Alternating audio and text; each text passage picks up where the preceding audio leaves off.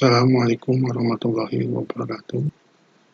Selamat berjumpa lagi dalam mata kuliah perancangan antarmuka atau User Interface Design.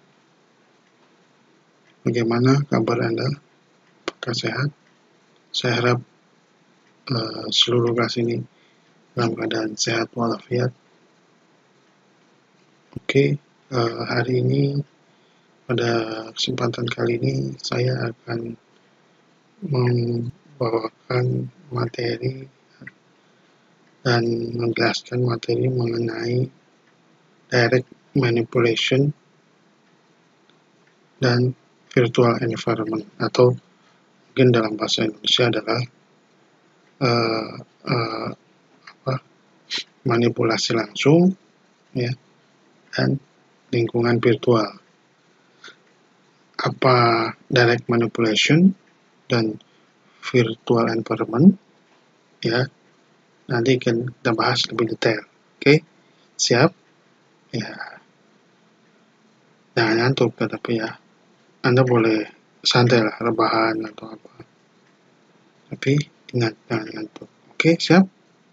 Oke, sebelum kita membahas lebih jauh, maka kita coba untuk beberapa hal yang kita perlu cermati, yaitu di sini ada positive feeling associated with good user interface.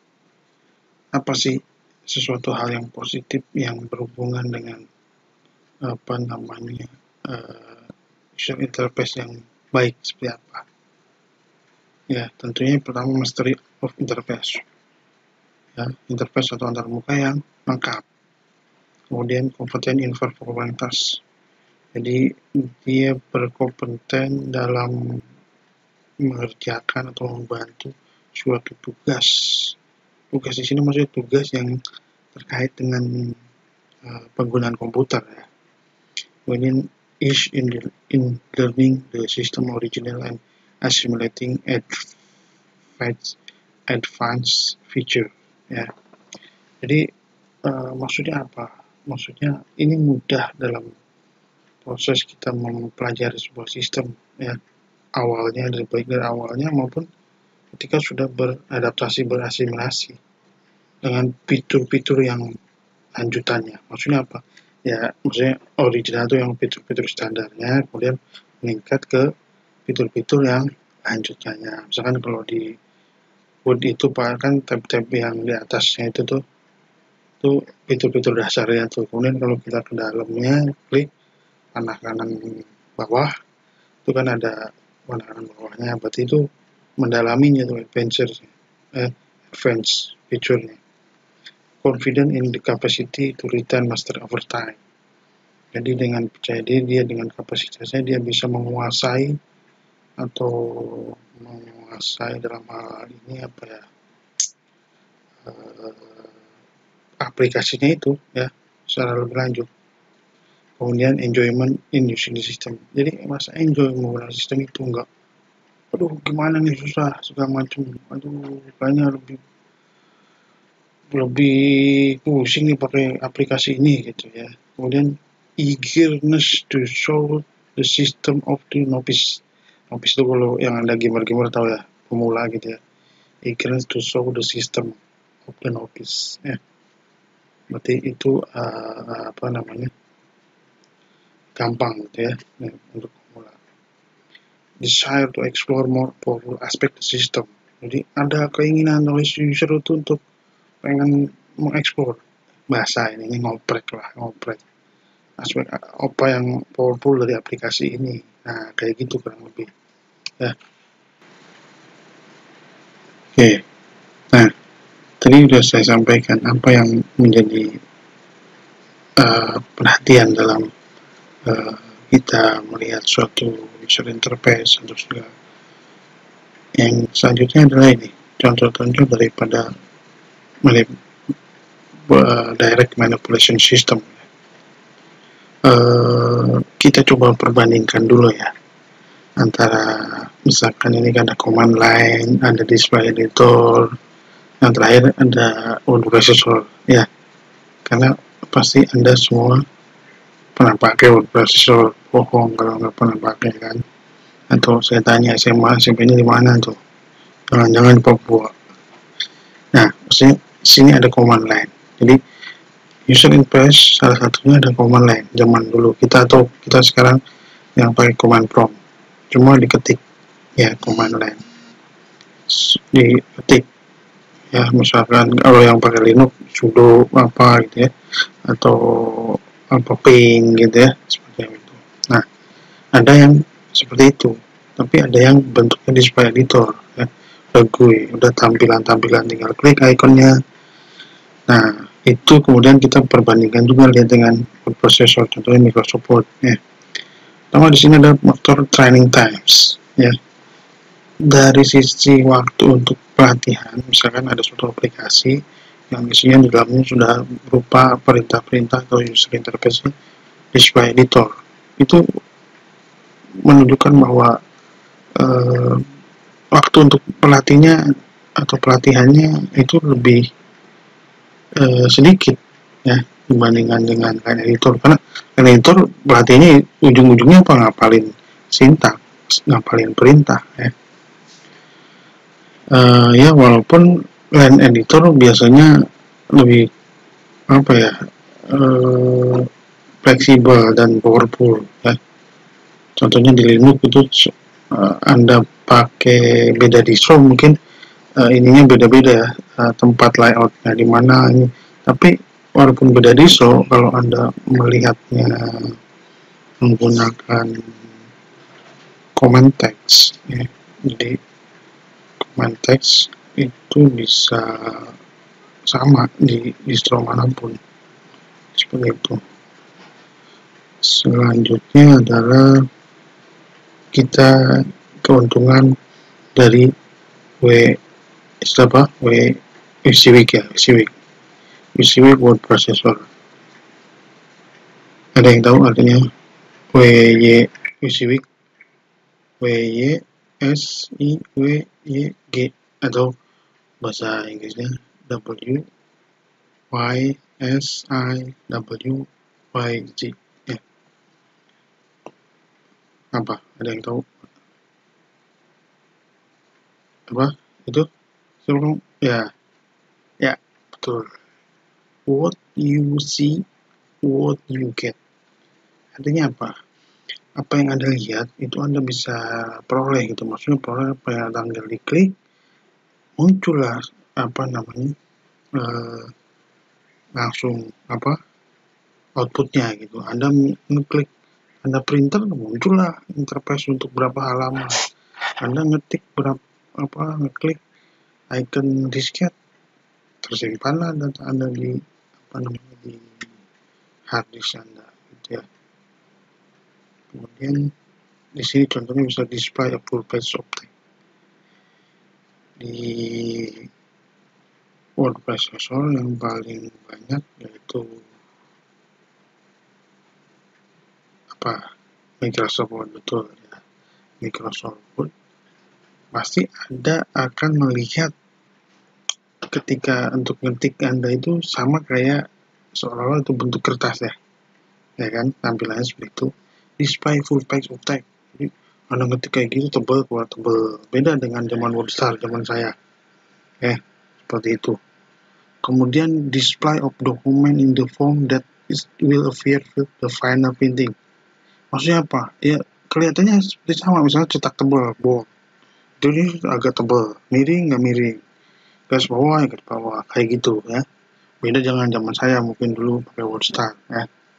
Itu Ctrl PB, Ctrl PY, Ctrl PS gitu.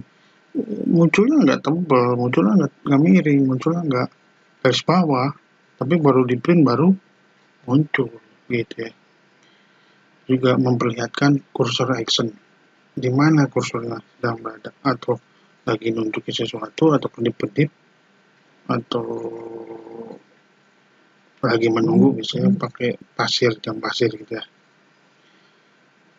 Atau pergerakan kursor ya, yang secara langsung ya, secara kiri kanan langsung ke kanan, kiri kita geserin kursor langsung ke kiri ya.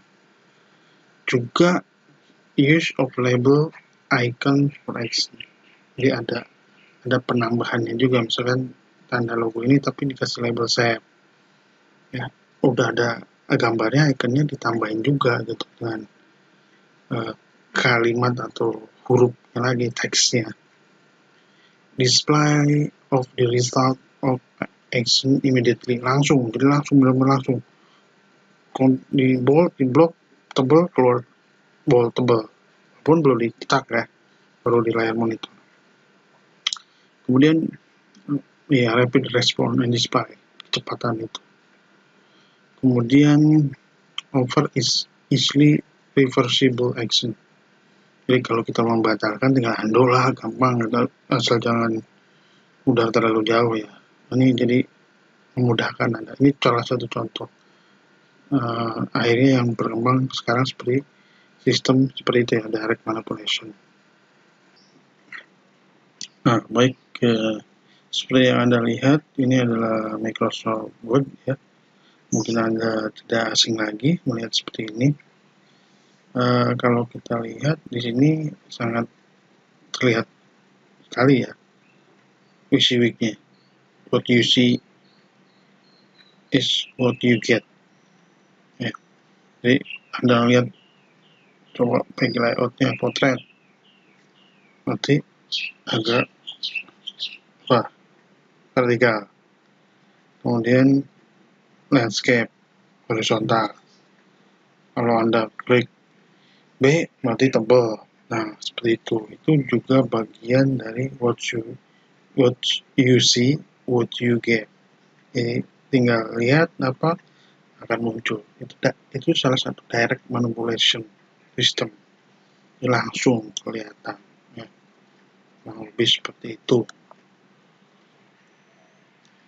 Nah, kemudian di sini ada teknologi yang merupakan turunan dari word processor. Maksudnya apa? Jadi berawal dari word processor yang semacam Microsoft Word gitu ya. Maka dia itu akhirnya menjadi suatu ide untuk pengembangan aplikasi ya, untuk antarmuka user interface suatu aplikasi. Jadi adanya pengintegrasian ya, kayak semacam Office itu kan, ada spreadsheet, Excel, ada buat presentasi, ada buat olah kata ya, Microsoft integrasi, atau jadi desktop publication ya, Photoshop, AI, terus InDesign ya, gitu-gitu. Akhirnya juga Word juga ada gitu, coba Microsoft Publisher gitu ya, turunannya. Akhirnya kemudian buat presentasi gitu ya, seperti sekarang ini PowerPoint ya, atau hypermedia environment. Mungkin di pengantar multimedia atau di semester 1 ada hypermedia, itu apa ya, bisa link dari satu media ke media lain. Misalkan diklik garis atau gambar, munculnya video, atau kebalikannya, video munculnya gambar atau suara, ya kan, itu hypermedia. Kemudian dikasih makro untuk pemrogramannya, mungkin ada beberapa yang bisa di-customize, yang kerjaan-kerjanya rutin ya. Kemudian juga ada sisi, karena bicara dengan word processor, maka mau tidak mau berkaitan dengan ya ketik mengetik gitu ya, kalimat segala macam. Mungkin ada yang salah, spellingnya, ejaannya, grammarnya, di situ udah masuk. Jadi udah teknologi untuk bagaimana cek grammar dan segala macam udah masuk juga di dalam teknologi word processor. Nah, di antara tadi yang saya bilang bahwa ada yang namanya tadi WYSIWYG yang di word processor. Ini ada visual spreadsheet seperti Excel. Itu juga sama, dia ada what you see is what you get. Jadi Anda kalau ada pengen dikasih currency rupiah, tinggal ada tanda dolar kayak gitu ya, sama aja. Physical, you usually like watching the program propagate change across the screen. Jadi ada kolom, ada baris, ya. Jadi ini juga berkembang nanti untuk teknologi spasial yang awalnya memang dari seperti ini. Ya, jadi itu ada nanti ikonnya, ada grafik representationnya, ada layoutnya, ya segala macam. Mungkin setelah ini coba setelah slide berikutnya kita akan bisa lihat seperti apa. Oke, baik. Nah, ini yang dimaksud dengan direct manipulation. Jadi ketika Anda ngedit, misalnya rumusnya berapa, terus rumusnya itu masih dipakai, tetapi angkanya diganti, misalnya E3 per F3. Ketika F3-nya berubah, maka otomatis langsung berubah di saat itu juga. Jadi nggak nunggu di compile atau proses, ini langsung. Itu maksudnya dari direct manipulation, ya, itu kurang lebih seperti itu. Jadi mungkin Anda paham ya sebenarnya. Nah, ini salah satu contoh ya, bahwa ada direct manipulation, artinya dengan perubahan gambar yang di sini, ya, gambar yang di sini, ya,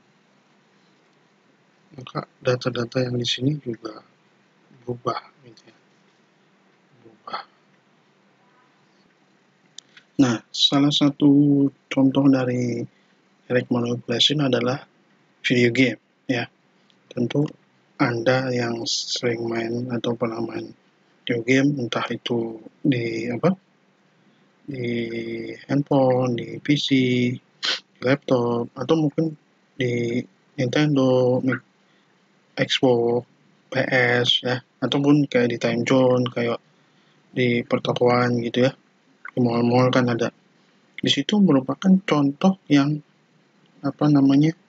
yang langsung itu direct manipulation. Jadi tangan Anda menggerakkan ke kiri, karakternya ke kiri, tangan Anda memegang joystick ke kanan, ketika tombol tembakannya ditembak, ya keluar pelurunya dan sebagainya. Ini bagian daripada contoh di direct manipulation, ya. Di sini nggak perlu ada sintak yang diingat, kiri ya kiri gitu ya. Kemudian no syntax to remember, di situ dilihat command are physical action push result are immediately show on the screen. Jadi maksudnya yaitu ketika pakai joystick misalkan atau pakai yang perempuan itu, nah itu tuh, nah betul yang ngedance itu di time zone biasanya yang perempuan, ya. Nah di situ ketika ada nginjek tempatnya itu ya, kiri kanan ngedance gitu biasanya kuliah segala macam.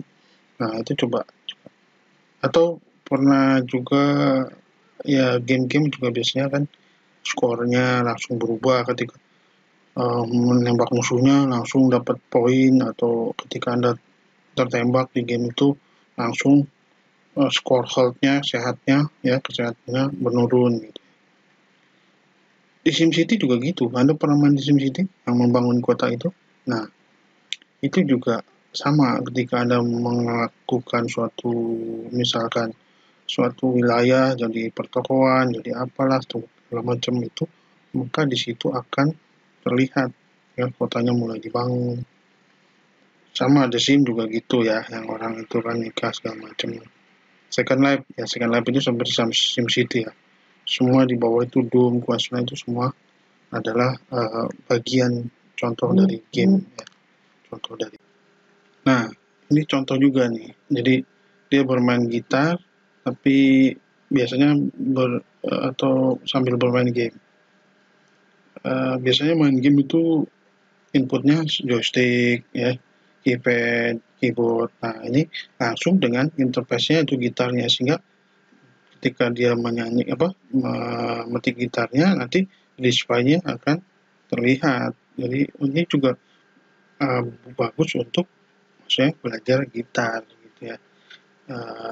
Game-game lain atau seperti lain ini biasanya juga buat simulasi ya, simulasi pesawat terbang, simulasi mobil, itu kan akhirnya jadi game seperti itu ya, kurang lebih seperti itu.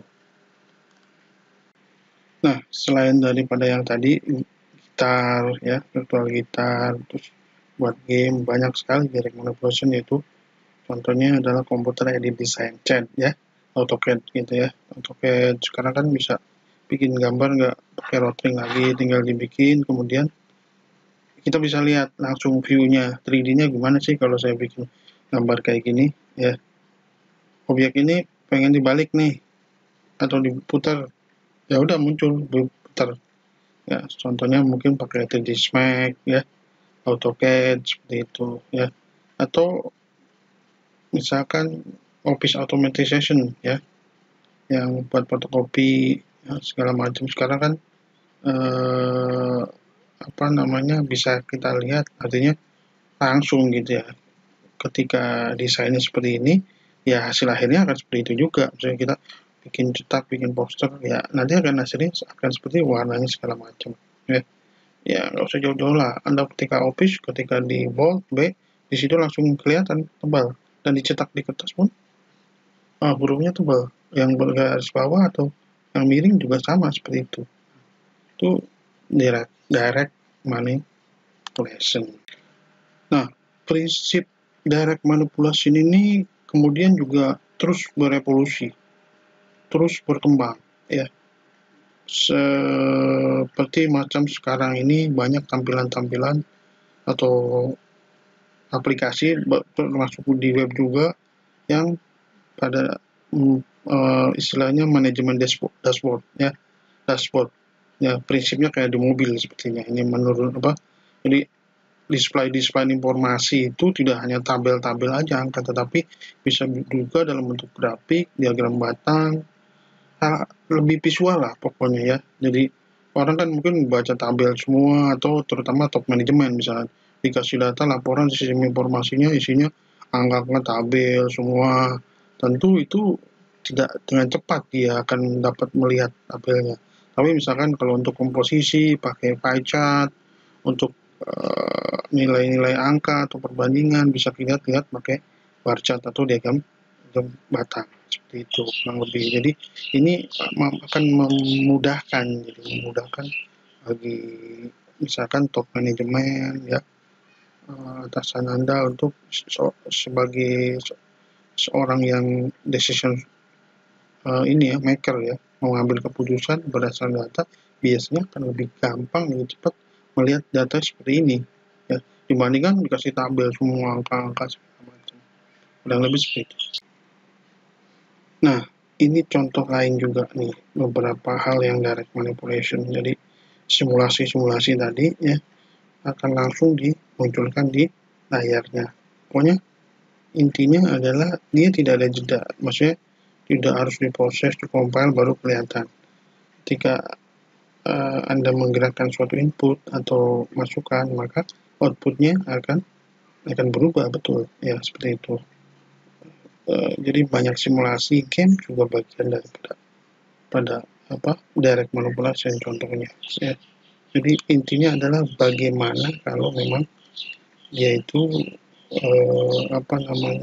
ketika inputnya kita mainkan, kita beri perubahan, kita beri gangguan, maka akan muncul juga pada saat di display-nya itu atau di output-nya. Nah, di samping tadi beberapa penjelasan saya mengenai direct manipulation, terus keunggulannya atau kelebihannya ya, dan beberapa hal juga ternyata ada permasalahan pada saat direct manipulation, model-model direct manipulation ya, demand. Seperti apa? Kadang-kadang memang data-data spasial atau visualnya itu menggambarkannya itu terlalu luas sehingga kita susah juga melihatnya. Mesti di zoom lagi, difokuskan lagi. Ya, kemudian high level flowchart. Maksudnya apa nih high level flowchart and database can be confusing. Terlalu banyak level-level flowchart, misalkan kita menggambarkan struktur organisasi atau hierarki ya, atau di skema database tuh ada tuh ya kan, antar tabel, misalnya kayak gitu ya.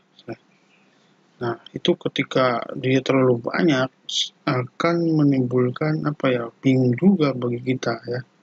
Kemudian design may for valuable information of the screen.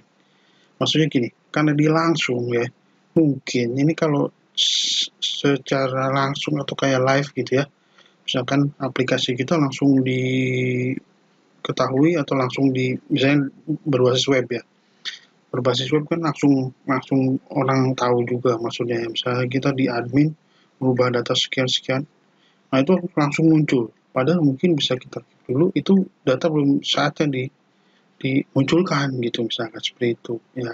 Itu direct manipulation. Jadi kemudian si user juga harus bagaimana mempelajari ya representasi grafis.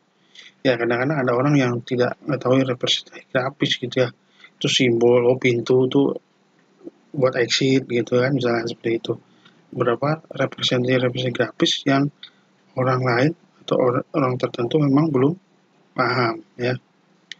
Jadi kadang-kadang visual representasi juga kadang-kadang membuat kita misleading ya, salah persepsi itu ya, misleading. Kemudian ada kalanya nih typing command yang ngetik langsung lebih cepat kadang-kadang, karena misalnya terlalu banyak juga klik ini ke sini, nggak langsung jadi klik, berubah kayak main game yang kanan langsung kanan. Ada kalanya memang mesti diatur, misalkan ikonnya dolar, contohnya gini aja deh, direct representation kalau kita bold misalnya, mungkin ada yang apa namanya pakai shortcutnya gitu, lebih gampang, lebih cepat kalau orang yang sudah tentu yang terbiasa.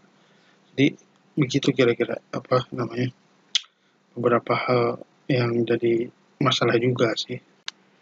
Nah, jadi kita bisa di sini bisa dari berbagai macam penjelasan tadi dan beberapa contoh ya, kita bisa menyimpulkan ada beberapa prinsip yang harus diterapkan dalam direct manipulation. Yang pertama adalah continuous representation of object and action of interest with meaningful metaphor. Jadi maksudnya adalah bagaimana secara terus-menerus merepresentasi yang terus-menerus dari sebuah objek, dan itu memang menarik ya dari sisi metafor kita, sehingga itu jadi gambar atau visualisasi yang bermakna. Maksudnya gini ya, ini orang pemula, si pemula aja bisa dengan gampang gitu nanti dia mempelajari fungsi-fungsi tertentu, tentunya basic fungsionalnya ya, yang standar, misalkan save apa gitu ya, pintu save, print, edit. Nah, itu dengan cepat, yang biasanya itu jadi seolah-olah dia kayak udah expert lah ya, seperti padahal dia baru pemula gitu ya. Kemudian kalau yang sudah expert bagaimana ya, tentunya akan lebih cepat lagi ya, dengan berbagai hal macam task atau tugas ya dalam pengerjaan, atau mungkin fungsi-fungsi atau fitur-fitur baru dia akan lebih tahu. Nah, kemudian yang kedua adalah physical action or press of labeled button instead of complex syntax ya. Jadi kita juga akan melihat bahwa dalam sebuah aplikasi ya, itu kadang-kadang kita juga dalam pengoperasiannya ya akan terbantu ya, karena si user akan sering mengulang ya. Kemudian yang ketiga adalah rapid incremental reversible action whose effect on the object of interest are visible immediately ya. Jadi si pengguna itu ya bisa dengan langsung gitu ya, langsung menggunakannya, walaupun nanti mungkin yang tadi yang basic-basicnya dulu baru naik incremental. Dan ada reversible action itu maksudnya apa? Jadi kalau salah atau gagal, dia bisa balik lagi ya, contohnya kayak undo gitu ya, klik, Anda salah, ya udah undo aja gitu kan. Nah, seperti itu. Jadi itu prinsip-prinsip yang harus ada di dalam konsep direct manipulation, ya, tentunya seperti itu. Nah, selanjutnya adalah bicara tentang visual thinking and icon. Jadi kalau kita bicara tentang visual thinking, ya, sebenarnya ini terkait dengan konsepnya visual language dan visual thinking yang dikemukakan oleh Arnhem, ya, di dalam bukunya itu, ya. Kemudian jadi dia seorang ahli semiotika, ya. Dia di situ mengungkapkan bahwa data visualisasi di komputer itu menyediakan lah, bisa menampilkan suatu lingkungan visual yang sangat luar biasa. Bisa kita memperlihatkan struktur, urutan, gitu ya, relasi hubungan, interaktivitas dengan pengguna, jadi kreativitas dari orang, otak kanan tentunya seperti itu. Jadi itu juga akan terkait dengan itu, ya. Kemudian di sini bahwa pertama ada the visual nature of computer challenge first generation of icon. Kemudian an icon is image, picture, or representing concept. Jadi namanya icon itu bisa berupa gambar, ya, foto, ya, atau simbol-simbol tertentu yang di situ ada konsepnya. Kenapa sih kayak gini? Kenapa sih S dicoret? Oh, konsepnya karena singkatan dari stop, dilarang. Itu kita bicara visual thinking, berbicara dalam membuat atau memunculkan icon, kita harus punya panduan khusus, specific guideline. Jadi di dalam itu salah satunya adalah yaitu represent the object or action in familiar manner. Jadi bagaimana si objek tadi, entah gambar, entah foto, atau simbol itu akan memberikan suatu tindakan atau sesuatu yang gampang dimengerti, familiar manner maksudnya. Kemudian limit the number of different icon. Jadi itu ada terbatas, ya, jangan terlalu banyak juga. Harus ada pembedaannya gitu. Icon S sama P, ya tentu hurufnya S dan P beda, ya. Jadi jangan ada suatu icon yang mirip-mirip tetapi representasinya justru beda jauh. Nah, itu akan berbahaya, ya. Maksudnya jadi salah persepsi tadi yang misleading di penjelasan saya sebelumnya. Kemudian make icon stand out from the background. Ini harus kontras dengan background-nya, benar. Kemudian juga kita juga bisa kita pikirkan juga icon dalam bentuk 3D, gitu ya. Sekarang eranya 3D. Itu kita bisa meyakinkan juga ensure a selected icon, ya. Meyakinkan juga icon yang terpilih itu terlihat daripada yang tidak terpilih. Saya melihat ini icon shape ini terlihat. Yang dipilih itu, yang sering dipilih itu harus sering muncul. Nah, ini makanya konsep ini juga digunakan di Microsoft Office mulai dari 2013, 2010 ke sini lah. Ya, tahun yang 2000 kan edit kayak gitu, nggak dikelompokkan pakai tab-tab. Kemudian juga kita sedikit bolehlah menambahkan animasi untuk pergerakan-pergerakan biar nggak pelat banget gitu, nggak bosan. Dan bisa bila perlu kita tambahkan informasi yang detail, tapi maksudnya bukan berarti semua dipaparkan di situ. Jadi mungkin tulisan simpelnya aja, tapi kalau ada yang mau detail, kalau misalkan kursornya disorot ke ikonnya baru ada muncul seperti itu. Ya, kita juga bisa mengcombine antara icon, ya, yang baru dengan aksi-aksi yang baru gitu, ya. Jadi bisa aja memperbaikinya. Kurang lebih seperti itu, ya. Jadi itu kita dalam hal visual thinking. Jadi otak kita diarahkan untuk lebih visual, kreatif. Jadi ada metafor-metafor tertentu itu bisa langsung keingat dengan kita, ya seperti itu, kurang lebih seperti itu. Oke, yang tidak kalah menarik dari visual thinking ya. Sekarang dengan adanya teknologi 3D, kita terbantu antar muka 3D. Jadi antar muka 3D ya, pure 3D interface have strong utility in some context. Jadi memang benar 3D full gitu ya, antar muka yang 3D itu memang sangat utilitasnya sangat kuat ya untuk beberapa konteks, misalkan untuk medis, misalnya gini, medis untuk kita mempelajari suatu organ tubuh segala macam disimulasikan dulu kan, tentunya yang mahasiswa kedokteran nggak mungkin langsung belajar teori langsung praktek bedah orang.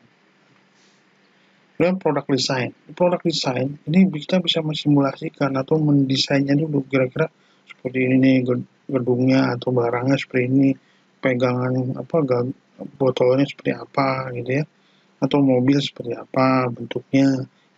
Mobilnya belum jadi tapi kita buat 3D-nya dulu. Dari situ kita bikin cetakannya dan segala macam. Dalam situasi tertentu memang beberapa ya konsten tertentu dalam interaksi ya harus bisa mempersimpel interaksi, jadi nggak terlalu meribetkan juga. Kemudian enhance, jadi perbaikan atau peningkatan sisi interface sehingga itu bisa mendekati ya better than reality, mendekati realitasnya seperti itu. Anda mungkin pernah Ancol, ada yang pernah Ancol nggak? Yang itu 4 dimensi, ya kan? 4 dimensi. Itu kan kalau 3 dimensi kan Anda tahu, ini 4 dimensi. Jadi seolah-olah kita merasakan juga, misalkan filmnya itu mengenai di pantai, ada anginnya segala macam, ada cipratan airnya, ya walaupun airnya sebenarnya dari selang ya, anginnya itu dari kipas angin, seperti itu. Jadi itu salah satu supaya lebih sesuatu yang virtual jadi lebih semakin mendekati realitas lah ya. Jadi nanti mungkin bahasan slide berikutnya akan kita bahas mengenai virtual reality ya. Jadi avatar ya, multiplayer 3D world, game-game seperti genre-genrenya atau view-nya first person game ya, kayak ada yang tahu nggak first person game? Contohnya apa? Nah betul, ya Anda betul. Counter Strike itu salah satu contohnya. Ya PB juga sama, PB sampai main PB itu. Ya kurang lebih seperti itu. Jadi 3D itu akan mendekati atau 3D yang bagus ya, mendekati realitas sebenarnya gitu nantinya. Nah, mungkin ini coba ini dilihat dari gambar ini ya. Ini ada salah satu beberapa hal ya baik game maupun untuk simulasi. Jadi ini ada tadi ya 3D interface ya antar muka, bentuknya 3D seolah-olah kita ketika nanti digabungkan dengan virtual environment, jadi seolah-olah atau virtual reality, nanti kita seolah-olah berada dalam lokasi yang sama, itu lokasi dalam seperti yang ada di gambarnya, kurang lebih seperti ini. Ya. Jadi di sini nanti ada ya 3 dimensi X, Y, Z-nya, atas, bawah, kiri, kanan, maju, mundur gitu ya. Nah, dari antarmuka 3D ini ada beberapa fitur ya atau beberapa hal ya untuk bagaimana sehingga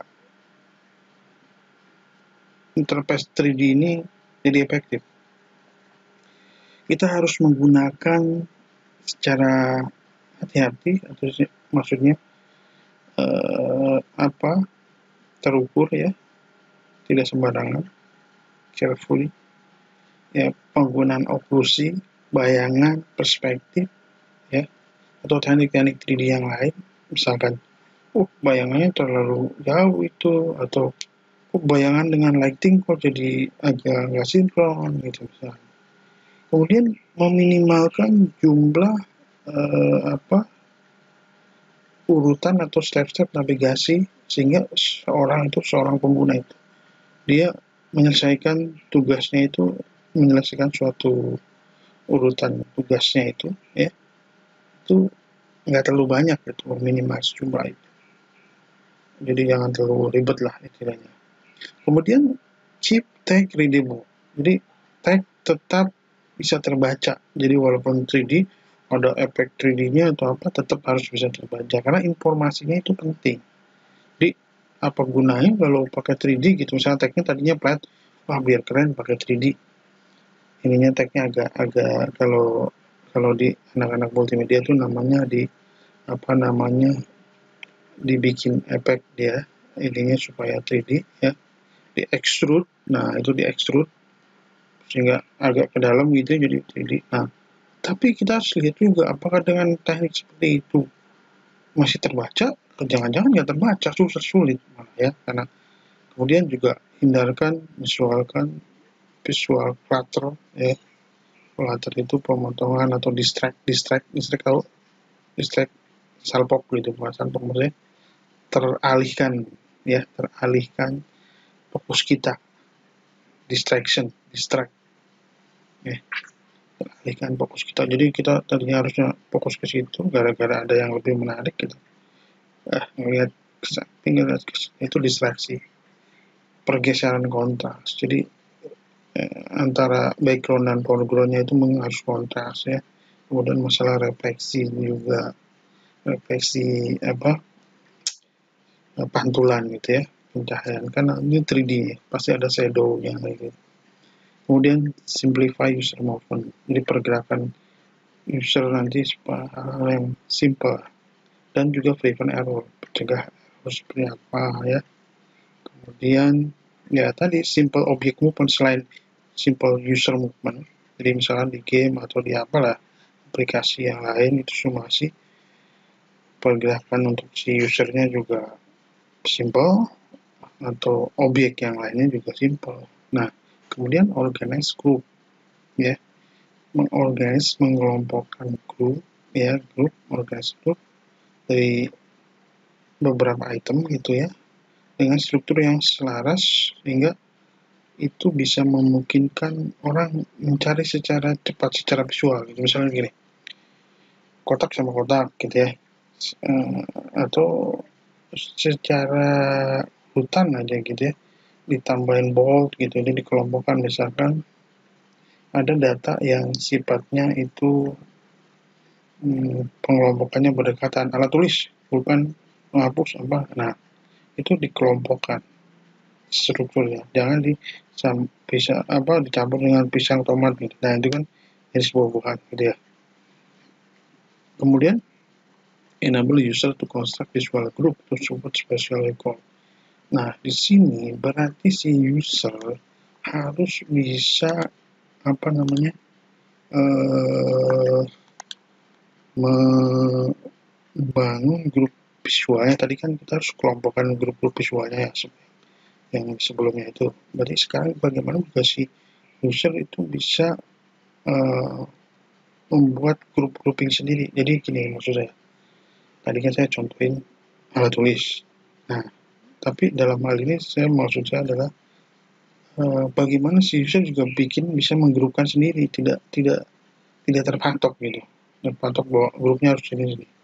Nah itu jadi itu maksudnya ya, jadi maksudnya nah selain itu juga dalam hal kita menggunakan fitur 3 dimensi juga di situ harus ada bagaimana kita bisa memprovide overview ya, jadi menyediakan overview sehingga si user bisa lihat secara garis besarnya lah, gambaran besarnya seperti apa ya, mungkin ada yang nggak perlu detail gitu ya.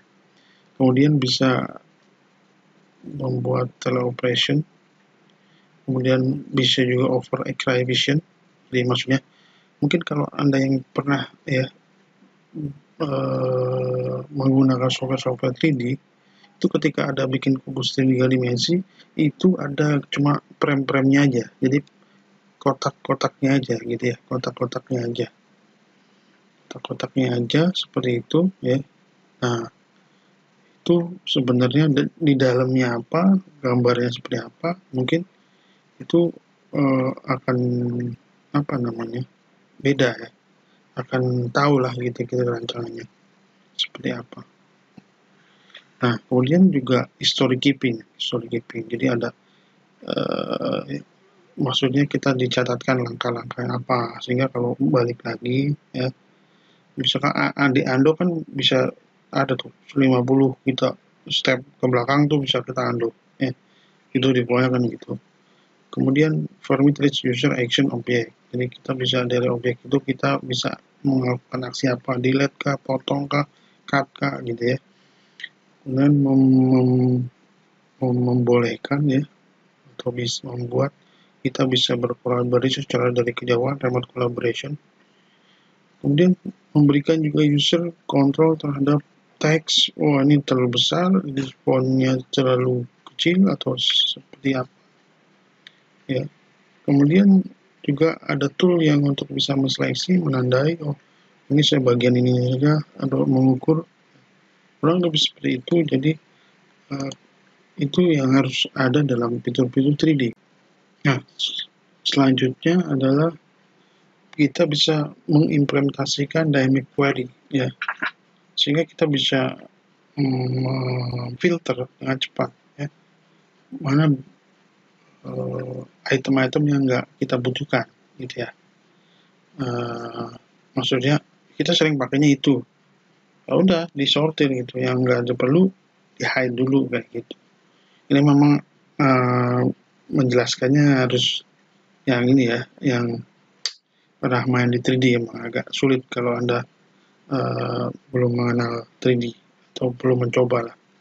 Kemudian juga mendukung semantic zoom movement, zoom in, zoom out, movement itu pergerakan tail ya, pan in, pan out gitu ya. Nah, ini mungkin yang pernah bermain 3D ya, entah Blender, entah 3D Max, Cinema 4D atau Dismaya ya, lebih akan nyambung ya gitu. Enable landmark to show themselves and distance. Jadi ini bisa juga mengenablekan atau mengaktifkan landmark.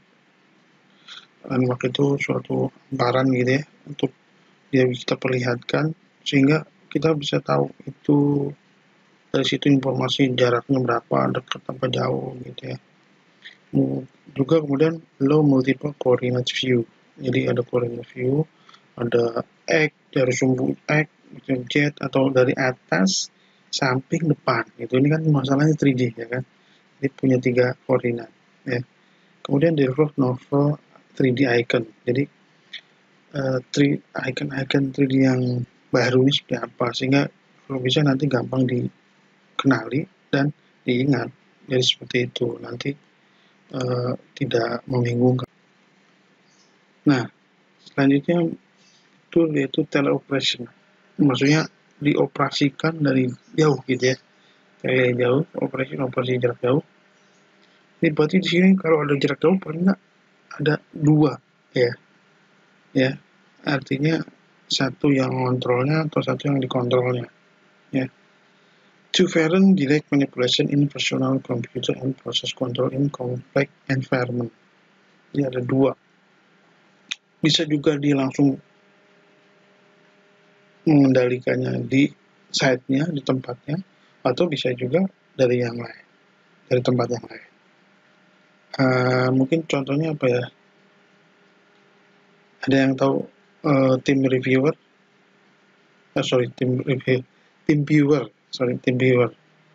Kalau pernah ada kasus itu, tau nggak?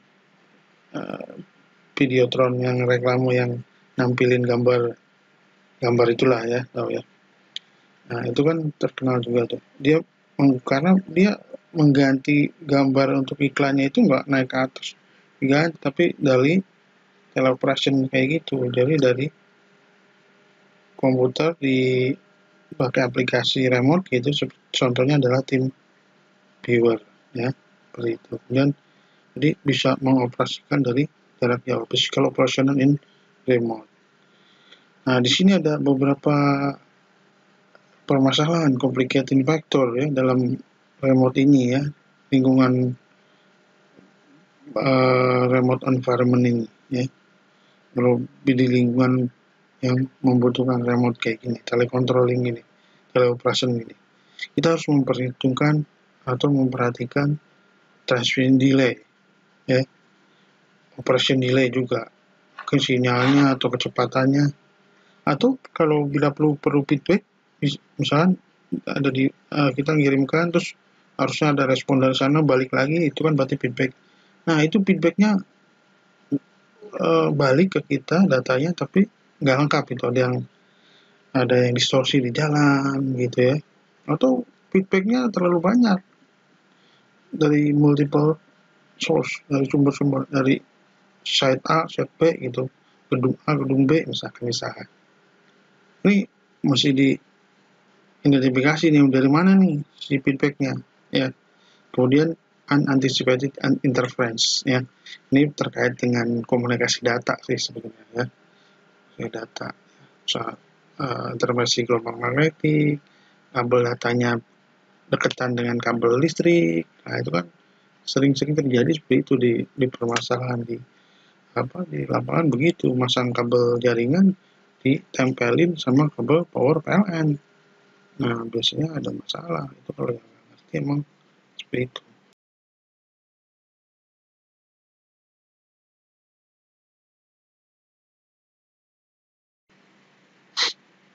Nah, selain tadi teleoperation, ada lagi yaitu fitur-fitur yang kedepannya akan jadi suatu yang menarik gitu ya, yaitu virtual and augmented reality. Di sini sebenarnya ada dua ya, katimat virtual reality dan augmented reality. Nah, ada yang tahu apa bedanya virtual reality dengan augmented reality? Ada yang tahu nggak? Ya, kalau dari kalimatnya udah ketahuan ya, virtual reality, ini augmented Pak. Virtual reality, virtual realitas virtual, augmented reality, realitas tertambah. Apa maksudnya? Ya, jadi gini, itu suatu dua hal yang berbeda sebetulnya. Walaupun makanya kita menggabungannya jadi mixed reality, kadang-kadang dari istilah mixed reality. Virtual reality adalah di mana nanti kalau seolah-olah kita, misalkan Anda pakai head on display atau VR Google ya, VR Google, misalkan kita pakai VR Google kayak gini gitu ya. Wah, di sini kita bisa melihat gitu. Kita lagi ada di Wuhan, jangan di Wuhan. Di mana ya? Di Italia, jangan di Italia. Atau lagi di mana lah ya, yang Maldives gitu ya, misalkan. Wah, ada pantai, ada apa gitu. Nah, seolah kita ada di Maldives. Padahal kalau kita buka lagi ada angin hembusan. Padahal ketika buka lagi, ya kita ada di rumah kita sendiri atau di kosan gitu ya. Jadi itu virtual reality. Jadi immersion itu apa ya? Terhanyut. Kita udah terhanyut di suasana apa yang tadi kita lihat. Tentunya suara ya. Kalau Anda lihat sekarang itu 4 dimensi ya. Ada anginnya, kalau di studionya apa di Ancol tuh ya, nonton 4 dimensi. Ada percikan airnya kalau lagi ada ombak gitu ya. Nanti kita basah padahal itu semprotan air. Nah, jadi virtual reality ini mematahkan keterbatasan fisik, ruang, ya, sehingga seorang merasakan di suatu tempat, ya, memikirkan seperti seorang perasaan seperti di suatu tempat. Ya. Of space allow user to act, atau ya pikiran mereka they were somewhere else, di suatu tempat. Yang tadi saya bilang, di Maldives nih lagi liburan depan pantai gitu ya, pakai ini gitu ya, pas dibuka enggak, itu itu virtual reality. Nah, kalau augmented, ya ini augmented kan tertambah ya, augmented reality. Augmented reality show the real world with overlay of additional overlay. Jadi hanya nambahin doang gitu ya, nambahin depannya apa gitu ya. Misalnya ada yang marker-marker itu kan, Anda sorotin kameranya, terus nanti keluar 3D-nya muncul ya. Itu yang markerless, augmented reality yang markerless. Jadi Anda harus ada marker yang kayak QR code itu ya. Sebenarnya tidak mesti kayak gitu sih. Anda sorotin, nanti di handphonenya atau di komputernya muncul objeknya apa. Ya. Atau sebenarnya ada yang yang tadi yang marker maksudnya, yang markerless, yang nggak pakai marker. Yaitu kalau Anda pakai, suka tuh cewek-cewek foto atau di IG ada yang kelincinya, ada yang apa kupingnya, ada yang kumis-kumisnya kayak kucing. Ketika disorot pas dengan mendetek objek muka, oh ininya ada kumisnya. Itu sebenarnya augmented reality, cuma nggak pakai marker, tapi dia pendetekannya lewat wajah ya, atau bisa lihat nanti ya. Kemudian juga kita membangun kesadaran situasional kita tentang informasi, menunjukkan informasi tentang real world-nya. Real world-nya itu maksudnya ya seolah-olah tadi di Maldives, di pantai Maldives, atau kita liburan di Bali, padahal enggak, atau lagi di pantai, padahal cuma begini aja, atau kita lagi main game perang, seolah-olah ada di medan pertempuran, padahal tidak ya. Mereka juga bisa that surround you tracking your movement in computer model. Nah, jadi seolah-olah kita ada di pertempuran, kita bergerak ya. Nah, augmented reality ini jadi sebuah varian yang penting ya. Jadi ini enable user to see the real world with overlay addition interaction. Maksudnya apa? Ini contohnya yang cuma tadi kalau ada efek-efek ya. Kalau yang foto itu kan suka ada kelinci, ada kumis-kumisnya, cewek bisa nangis-nangis keluar itu. Ini sebenarnya augmented reality. Jadi ditambahkan di overlay atasnya. Di overlay atasnya ya, di overlay atasnya. Sehingga apa? Buat seperti itu. Nah, kedepannya juga akan banyak seperti itu menggunakan. Nah, tadi kita sudah tahu ya bedanya antara virtual reality dan augmented reality. Nah, di sini kita akan juga bahas bagaimana faktor kesuksesannya ya. Jadi kesuksesan dari virtual reality ini atau virtual environment ini tergantung daripada bagaimana integrasinya itu berjalan smooth, lancar enggak. Satu adalah tampilan visualnya, display visual, kemudian posisi sensor untuk posisi kepala, jadi position sensing, kemudian juga tangan karena nanti banyak juga memakai sensor-sensor ya. Kemudian force feedback, misalkan ada getaran, kita merasakan getarannya. Misalkan kalau main game, misalkan di game VR, ada pedangnya kita beradu, nah di sininya akan bergetar. Atau yang paling gampang adalah kalau game bola dengan keypad atau yang analog. Kalau di sliding pasti ininya bergetar keypadnya. Suara ya, sound input and output, masukan ya dan keluaran suara. Nah, bagaimanapun itu akan memperkaya sensasi daripada si virtual environment tadi ya. Kemudian sensasi-sensasi lain, ya contohnya tadi misalnya efek ada cipratan air, kalau memang itu kita dalam keadaan misalkan di pantai, di suasana virtual di pantai. Dan yang terakhir adalah competitive virtual reality ya. Jadi terkait dengan user ya, terkait dengan bagaimana kooperatifnya user dan bagaimana si user itu bisa beradaptasi dengan lingkungan virtualnya tadi ya, kurang lebih seperti itu. Nah, ini kita bisa lihat impact dari teknologi di kehidupan kita sehari-hari, setiap hari. Ya, tadi impact dari 3D, teknologi 3D, yang masuk juga nanti ke teknologi virtual reality dan augmented reality di bidang kedokteran misalkan untuk pelatihan mahasiswa itu kedokteran misalnya bagaimana bedah, jadi seolah-olah simulasinya dulu ya, SIM juga sekarang ya, walaupun sempat ada kasus korupsi, simulator SIM gitu ya, ujian SIM. Jadi kedepannya juga atau simulasi untuk bikin produk-produk tertentu. Nah ini kedepannya apa namanya? Jadi akan jadi tren ya dengan Industry Revolution 4.0 ya, salah satunya adalah 3D, teknologi 3D. Ya kira-kira itu pertemuan kali ini. Selamat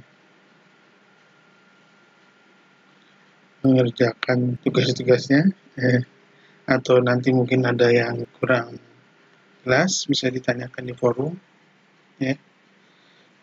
Terima kasih atas perhatian atensinya, semoga Anda dalam keadaan sehat. Tanpa Anda sadari Anda telah 1 jam lebih menonton perkuliahan atau video perkuliahan ini. Assalamualaikum warahmatullahi wabarakatuh. Sampai jumpa di materi-materi kuliah saya yang lain.